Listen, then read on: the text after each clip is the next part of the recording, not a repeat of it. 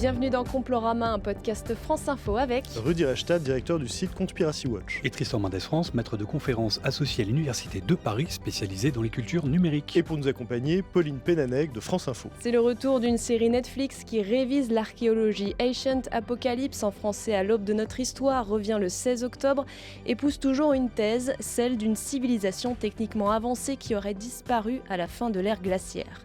La première saison avait rapidement intégré le top 10 des contenus les plus regardés de la plateforme et par la même occasion ulcéré les scientifiques qui dénoncent une vaste désinformation, du vide, des théories non fondées. Pourquoi les grands mythes de notre histoire passionnent tant les complotistes ? Pourquoi existe-t-il autant de contre-récits ? C'est ce que nous allons voir ensemble. Quand la complosphère révisite les grands mythes historiques, c'est le 74e épisode de Complorama.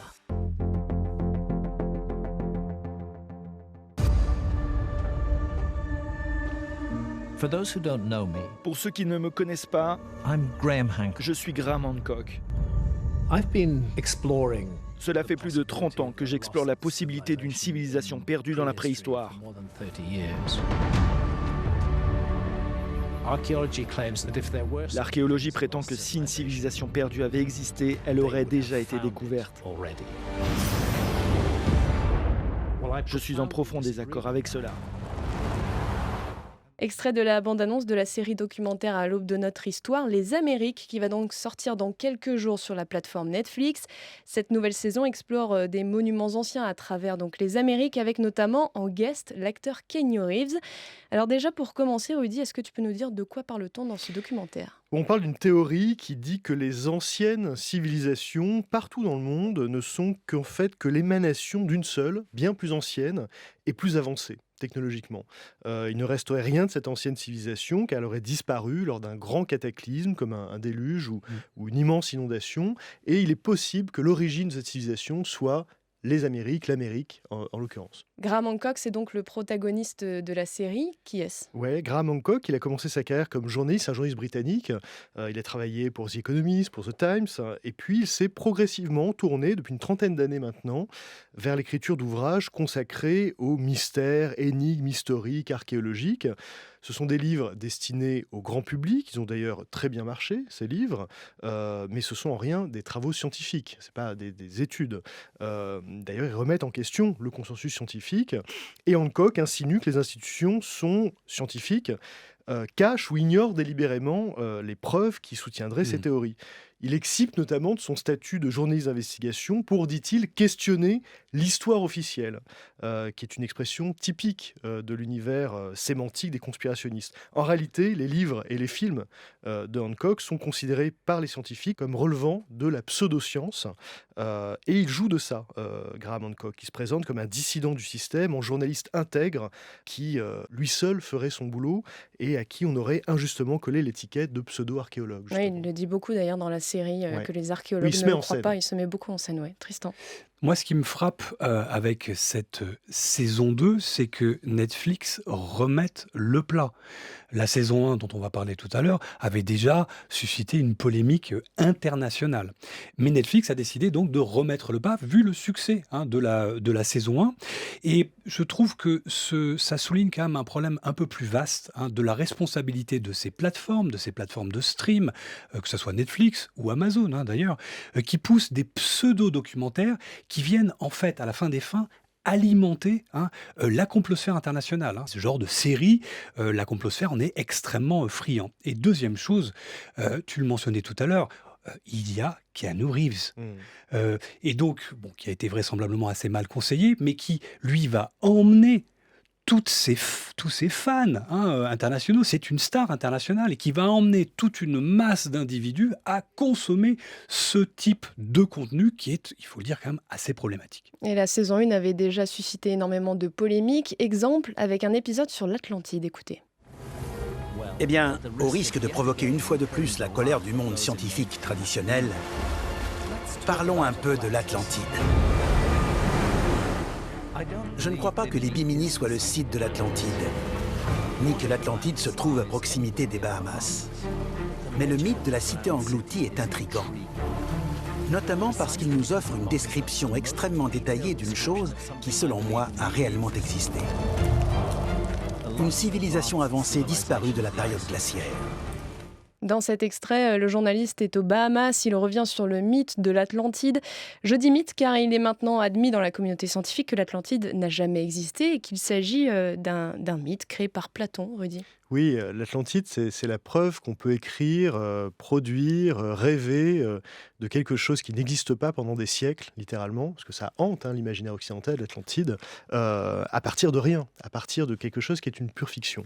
Il n'y a pas de controverse scientifique, tu l'as dit, sur l'existence ou pas de l'Atlantide. Dans notre imaginaire occidental, c'est cet empire technologiquement très avancé qui aurait sombré subitement à la suite d'une grande catastrophe. Or, une partie de la complosphère joue avec cette référence, parce que le complotisme, simplement, est une machine à recycler les mythes, à prendre appui sur ces mythes pour faire passer des idées beaucoup moins sympathiques. Encore une fois, le complotisme fait feu de tout bois, donc il n'aurait aucune raison de ne pas y aller là-dessus. Un magazine comme Nexus, par exemple, qui est au croisement du complotisme et de pseudosciences, a évidemment évoqué l'Atlantide plusieurs fois. Autre exemple, Jacques Grimaud, un conférencier complotiste dont on va parler tout à l'heure, il a fondé une école de parasciences qu'il a baptisée la Nouvelle Atlantide. Donc on voit que ces références irriguent l'imaginaire complotiste, et il n'y a rien d'étonnant à ce que les complotistes mobilisent ces mythes qui font partie de notre imaginaire commun. Moi, ce que je note, c'est que cette saison 1 a été décriée par la communauté scientifique internationale, des archéologues notamment. Et cette saison 1, à mes yeux, vraiment alimente en fait un discours anti-science, assez fondamentalement. Hancock, donc le réalisateur, lui, se positionne véritablement comme une sorte de dénonciateur, mais comme lanceur d'alerte, en fait. Il est quelque part un lanceur d'alerte. Et c'est d'ailleurs une figure qui est très prégnante dans l'imaginaire complotiste. Et donc, il s'oppose un peu, quelque part, à cet establishment scientifique, quelque part. Il va essayer de nourrir, quelque part, un discours un peu anti-expert, anti-expertise. Et on le voit aussi clairement nourrir un peu l'idée qu'il y a une histoire un peu politiquement correcte qui est imposée par le système. Officiel même. Oui, officiel, oui. Et lui se place un peu en contre-champ de tout ça. Il combat le système et je pense que c'est une partie du succès de sa série, c'est de se positionné comme une sorte de résistant à la pensée unique scientifique. Il est en train de se battre comme un David contre Goliath du système. Et je crois que c'est le sel un peu du succès de cette série, notamment dans la complosphère. D'après certains scientifiques, des arbres géants auraient existé à une certaine époque, et notamment ici, sur une île dans le Pacifique, où on voit qu'en fait, il y a une sorte de montagne, mais qui ressemble à un arbre, mais un arbre géant. Et cet arbre aurait mesuré plusieurs kilomètres, ou au moins plusieurs centaines de mètres de hauteur. Et comme on voit, en fait, normalement, les scientifiques ils expliquent que c'est de la lave qui s'est figée, mais d'autres scientifiques expliquent que c'est pas de la lave, que ce serait de l'écorce qui se serait fossilisée à cause de la lave. Donc, on n'a pas l'étude complète du truc, mais en tout cas, ce qui est sûr, c'est que ça ressemble vraiment à une souche d'arbre, et ça laisse à penser que à une certaine époque, il y a eu potentiellement des arbres qui devaient mesurer plusieurs centaines de mètres. C'est incroyable. Dites-moi en commentaire ce que vous en pensez, vous, de cette théorie, mais si c'est vrai, ça devait être un délire, quoi. Ça devait vraiment être un délire à l'époque. Après l'Atlantide, venons-en aux autres civilisations anciennes qui suscitent le fantasme de la complosphère. L'extrait que vous venez d'entendre est une vidéo TikTok sur les arbres géants. Tristan, explique-nous. Bon, c'est assez improbable, mais je souligne d'abord que c'est un vrai phénomène sur TikTok et notamment sur YouTube. On trouve de nombreuses vidéos qui se questionnent faussement sur l'existence d'arbres géants, gigantesques, de plusieurs kilomètres de hauteur. Alors, c'est une croyance qui est quand même assez marginale dans la complosphère internationale, mais c'est une réalité de consommation informationnelle. Beaucoup de vidéos. Ah oui, sur TikTok et sur YouTube.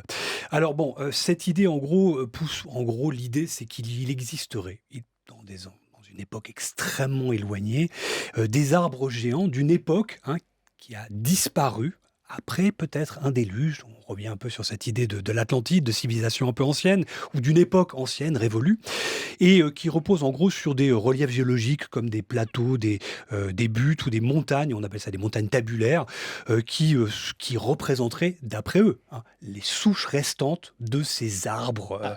Après avoir été coupé. Après avoir été Alors coupé. pour certaines d'entre elles, après avoir effectivement coupé mystérieusement, on va en parler peut-être dans quelques secondes, coupé peut-être par des êtres qui habitaient et qui peuplaient la planète à cette époque un peu révolue. Et donc cette théorie trouve d'ailleurs ses racines dans des croyances plutôt ésotériques et s'appuie essentiellement sur les images spectaculaires. Tout est dans le visuel, dans les images spectaculaires de formations géologiques tout à fait naturelles qu'on voit d'ailleurs circuler, qu'ils alimentent dans leurs différentes vidéos, qui sont effectivement spectaculaires. Mais ils imaginent, en voyant ces formations géologiques, ils projettent dessus, ils croient voir effectivement des souches d'arbres. C'est exactement ce qu'il nous dit. Il nous dit ça ressemble à une souche d'arbre. En fait, ça, c'est un phénomène qui est une illusion mentale qu'on appelle la pareidolie.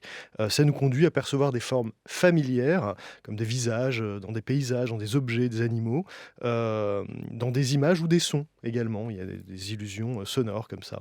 En réalité, ces formes sont une projection de notre propre esprit. Elles sont le fruit du hasard. On peut avoir des nuages qui ressemblent à des éléphants, mais effectivement, c'est notre cerveau qui fait la suite du chemin. Et donc, c'est un phénomène bien connu des psychosociologues et qui percute notre question du complotisme, parce que les complotistes, précisément, cherchent du sens là où il n'y en a pas, sont en permanence dans la surinterprétation. Donc, les pareidolies, ils en sont aussi particulièrement friands. Et les géants, ça fascine pas mal la complosphère. On parle d'arbres géants, mais parlons des géants de Coram. Vous n'êtes pas au courant? Ghislain Hammer a mis à jour la plus grande réalisation néolithique de France. C'est une exclusivité Wikistrike. Vous avez jamais entendu parler des géants de Coram? C'est une vingtaine de statues comme ça, au beau milieu de la Lozère, dont une qui ferait 50 mètres de haut. 50 mètres, c'est environ l'Arc de Triomphe. Donc c'est-à-dire que tu as l'Arc de Triomphe comme ça en Lozère, et il n'y a aucun archéologue qui l'a jamais vu, sauf Ghislain. Ah, je peux pas y croire. Faut quand même que je tire ça au clair. On va appeler Ghislain. Allô? Oui, bonjour. J'ai vu que vous aviez mis à jour la plus grande réalisation néolithique de France. Oui, tout à fait. Si j'ai bien compris, c'est une vingtaine de statues, dont une de 50 mètres de haut. Et c'est où exactement? Devant la grotte de Castelbou, vous allez voir plusieurs statues apparaître, gravées dans la roche. Mais justement, moi, ça me paraît pas si évident. La direction régionale des affaires culturelles, qui a des archéologues et qui gère tout le patrimoine, n'a jamais vu ça, par exemple. Non, mais c'est normal parce que nous, c'est une archéologie un peu occulte. Ça remettrait en cause plusieurs savoirs que les élites aujourd'hui n'aimeraient pas qu'on remette en cause. Donc c'est pour ça que tout est occulté. Mais enfin, 50 mètres de haut, c'est comme l'Arc de Triomphe. Les archéologues de la DRAC de Lozère n'auraient pas vu une statue de 50 mètres de haut, c'est quand même étonnant. Non, c'est pas surprenant du tout parce que c'est un village, Castelbou, qui est dirigé par Rose-Croix, qui est la franc-maçonnerie. Donc tout est occulté dans le coin. Extrait d'une vidéo What the Fake de France TV / qui revient sur le site Wikistrike. Wikistrike qui dit avoir mis au jour des statues géantes en Lozère, Rudy. Oui, là on est vraiment dans le télescopage entre la vision complotiste radicale du monde et ses croyances alternatives sur ces civilisations perdues, les traces des géants, etc. On aurait aussi, il continue dans l'extrait, il continue, il dit qu'on aurait aussi le tombeau de Marie-Madeleine dans le coin un peu plus loin, et que tout ça, si c'était su par le grand public, ça remettrait en cause les religions, etc. Donc évidemment, c'est occulté par les francs-maçons. Voilà, on a compris où on était. C'est pas n'importe qui parle, c'est l'administrateur du site Wikistrike. Wikistrike, c'est l'un des sites français les plus influents. Je crois qu'il a été fermé l'année dernière, mais en tout cas, il a été longtemps un site très influent. Il était dans le top 10 des sites conspirationnistes français les plus fréquentés. Et ça montre que ces croyances, elles peuvent être aussi des passerelles avec des idées de complot derrière les pouvoirs publics, les francs-maçons, etc. Juste pour présenter Wikistrike, c'est un site où on peut lire que, évidemment, les attentats du 11 septembre 2001 sont un complot interne, que tous les attentats, que ce soit l'attentat d'Ozar Hatorah à Toulouse, la fusillade de l'école primaire Sandy Hook, ou encore l'attentat de Trèbes, l'attentat de Strasbourg, sont manipulés par des les élites, etc. C'est un site qui propose à ses lecteurs le texte des protocoles des sages de Sion, tout de même, l'un des plus célèbres faux antisémites du XXe siècle, qu'il présente comme authentique. Et puis, il relaie aussi le mythe de l'existence d'un vaste projet criminel de dépopulation. Il accuse au passage Jacques Attali. Enfin bon, voilà. Et il appelle au don aussi des internautes pour poursuivre ses éventuelles recherches. Bien sûr, il veut lever, je crois, 20 000 euros pour poursuivre ses recherches sur ces fameuses statues. Voilà. Oui, alors moi je rebondis effectivement sur cet univers des géants. Quelque part, on imagine qu'il y a des géants. Bien, ça revient en fait à ces arbres géants dont on parlait tout à l'heure, parce que certains imaginent que ces arbres géants ont effectivement été coupés. Par qui? Par quoi? Évidemment, par des géants. Il y a toute une fantasmagorie, si vous voulez. Avec des tronçonneuses géantes. Et avec forcément des tronçonneuses. Fabriquées par les Atlantes, probablement.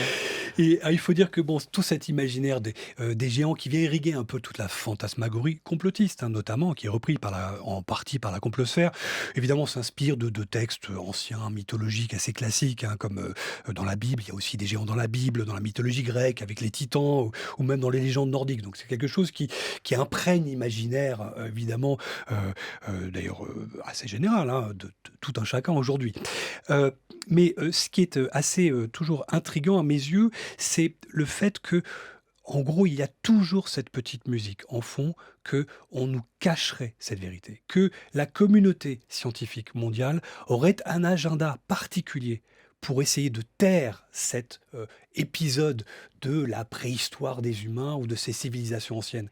On en revient toujours à ça. On a des théories assez délirantes, mais qui impliquent quelque part qu'il y a une coordination du silence pour qu'on ne sache pas la réalité. Est-ce qu'il y a une fonction idéologique à ces théories ? Évidemment, et on est obligé de parler à ce moment-là du récentisme. C'est quoi le récentisme ? Le récentisme, c'est l'idée que toute notre chronologie historique est fausse. Non seulement elle est fausse, mais on se tromperait de plusieurs siècles, qui auraient été ajoutés artificiellement, mais qui en réalité n'auraient jamais existé.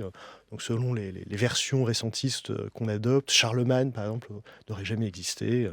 C'est ce qu'on appelle aussi la théorie du temps fantôme. On aurait rajouté comme ça des siècles.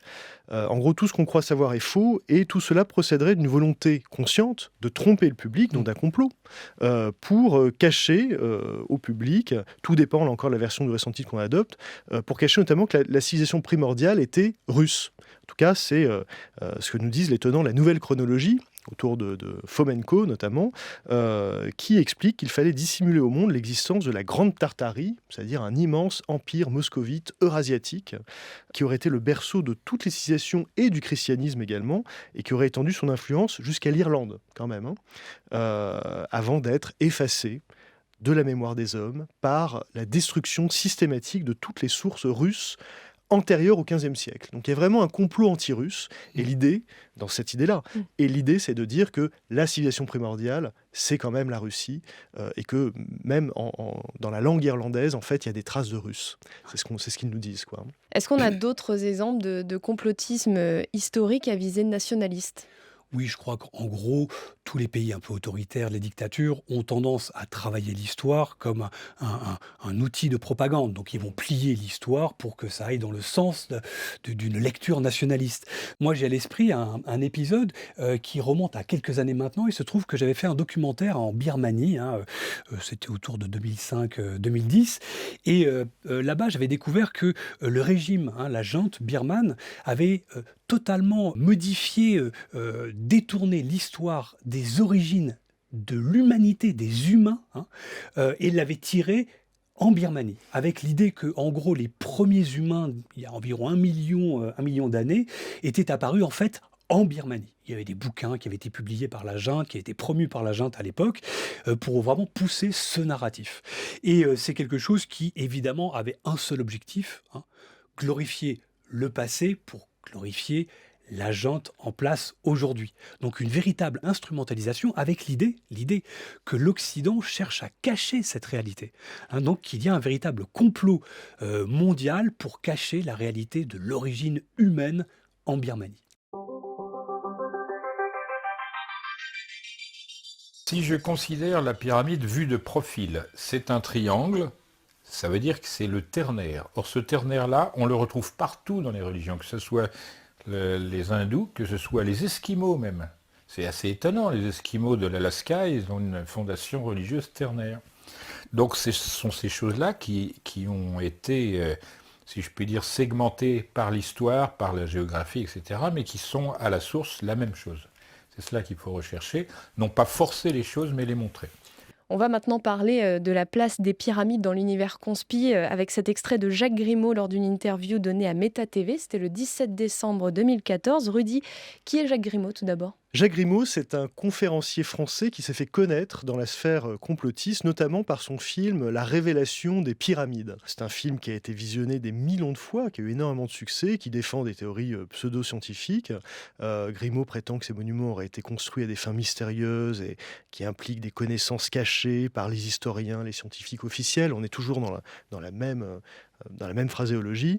Et puis, en plus de ses activités autour de ce documentaire, Jacques Grimaud est régulièrement présenté comme chercheur, mathématicien, pyramidologue également, même s'il est très critiqué pour son manque de rigueur scientifique.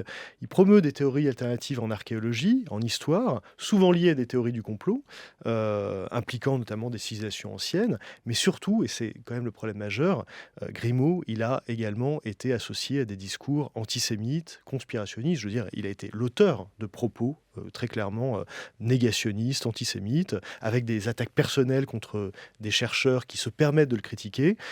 Il a notamment été condamné en 2023 pour harcèlement en ligne, après avoir ciblé une doctorante en égyptologie qui critiquait ses travaux. Oui, juste une chose, on mesure peut-être pas bien la centralité des pyramides dans l'imaginaire complotiste international. C'est absolument dingue de voir à quel point on retrouve ces narratifs dans à peu près toutes les complosphères internationales. Cette symbolique particulière, ces sujets-là, même historiques, sont consommés, relayés. On a combien de mèmes, combien de visuels on voit passer dans cette complosphère internationale. Donc c'est pas, on prend l'exemple des pyramides parce que vraiment c'est probablement l'un des symboles les plus prégnants qu'on constate au niveau vraiment international. Et il y a quelqu'un justement qui a fait polémique par ses propos sur les pyramides. L'Afrique, c'est Wakanda, bordel. C'est le futur vraiment chez nous. À l'époque de l'Empire de Couche, il y avait l'électricité. Les pyramides qu'on voit là, au sommet, il y a de l'or. L'or, c'est le meilleur conducteur pour l'électricité. C'était des foutues antennes. Les gens avaient l'électricité. Les gens, ils n'arrivent pas à comprendre ça. Les Égyptiens, la science qu'ils avaient, ça dépasse l'entendement. Et les historiens le savent. Maître Gims en avril 2023 chez We Hustle, propos qui avait fait pas mal de polémique, on l'a dit. Oui, en fait c'est très intéressant, on est face à une sorte de mythe de l'Atlantide, mais mis à la sauce afrocentriste. Il parle du Wakanda, le Wakanda, vous savez, dans Black Panther, c'est ce monde très développé, c'est vraiment une sorte d'Atlantide africaine, quoi, le Wakanda.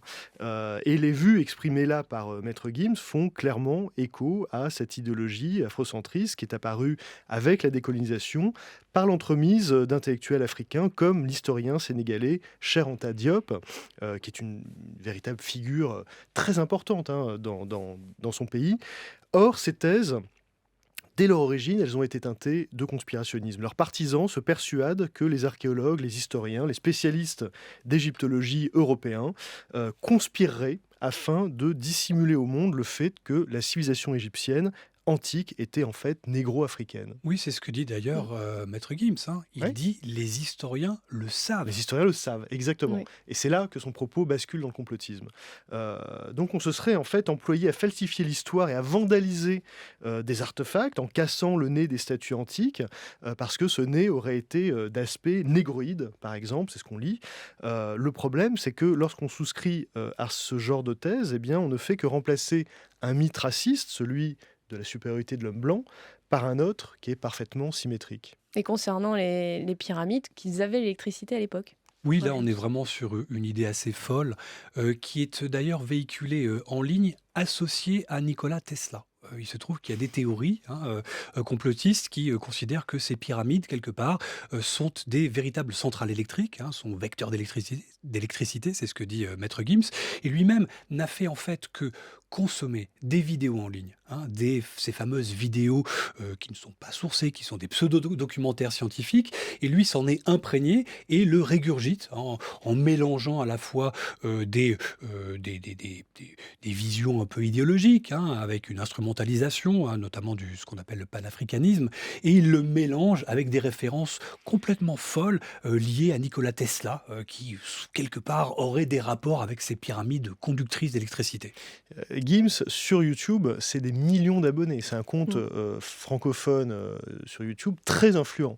Et en fait, on voit que ces thèses-là, très marginales, elles influencent aussi des figures d'influenceurs TikTok ou YouTubeurs. C'était le cas par exemple de Squeezie qui est revenu sur des propos malheureux qu'il avait eus il y a quelques années sur le sujet. Mais en fait, ce qui est intéressant, c'est qu'on a toute une génération d'influenceurs qui ont fait leur culture sur YouTube à partir d'informations et de connaissances mal vérifiées ou de pseudosciences ou de théories alternatives. Et donc, on a une porosité très très forte au faux, y compris de la part de gens en qui on peut avoir confiance a priori. On pourrait dire, so what ?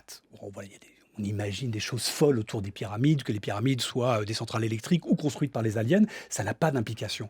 En fait, si on tire le fil de ce que ça implique, ça veut dire qu'on nous aurait menti sur l'origine des pyramides, que les livres scolaires ont relayé ce mensonge, que le ministre de l'Éducation nationale a couvert ce mensonge, et donc le gouvernement couvre ce mensonge, et tous les gouvernements du monde. Bref, on en arrive très rapidement à l'idée qu'il y a un complot international autour de ces récits et de la réalité historique, notamment des pyramides égyptiennes. Et puis il y a une grosse symbolique ésotérique, maçonnique autour des pyramides.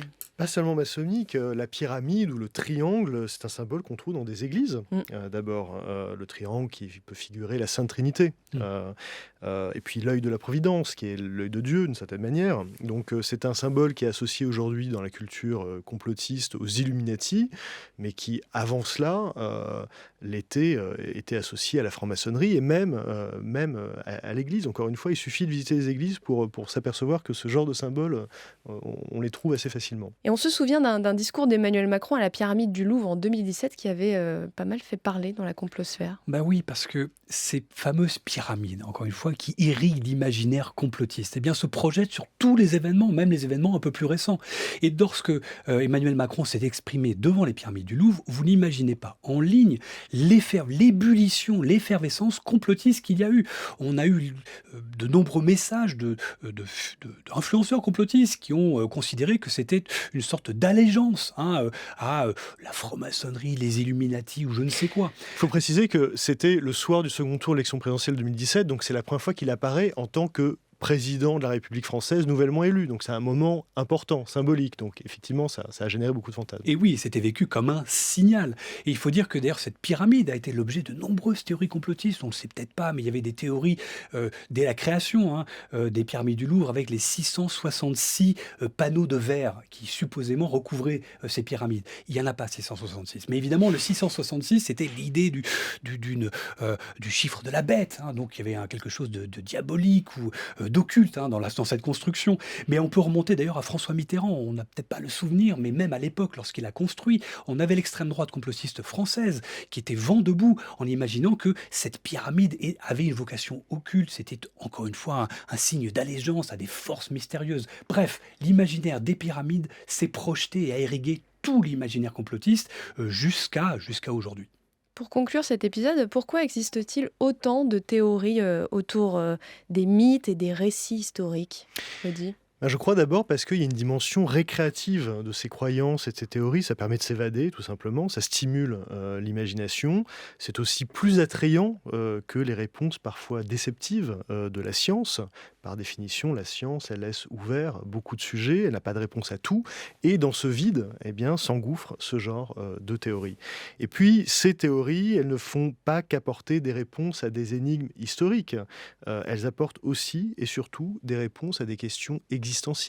D'où venons-nous ? Qui sommes-nous ? Voilà, des grandes questions, presque métaphysiques. Et puis, quand même, le problème, c'est que ça alimente ou ça contribue à alimenter une confusion entre la réalité et la fiction, qui a pour conséquence très concrète d'abaisser le seuil d'acceptation de n'importe quelle nouvelle théorie du complot.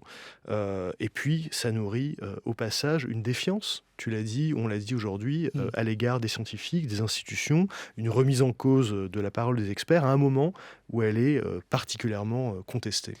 Oui, moi, ce qui m'inquiète effectivement avec ce foisonnement des récits complotistes, cette multiplication, c'est que on est en train de fragmenter nos sociétés. Ce qui fait une société, c'est qu'on a une histoire en commun. Si chacun se compose sa petite histoire avec les pyramides, les aliens, eh bien, on n'a plus d'histoire commune. Et si on n'a plus d'histoire commune, on ne fait plus société. Merci Tristan Mendes France. Merci à tous. Merci Rudy Reichstadt. Merci. Et merci à Alex Comaza au son, Hélène Ginestous, Thomas Eliès et Cyril Balta à la vidéo. C'est la fin de ce 74e épisode de Complorama. Merci de nous avoir écoutés et à bientôt.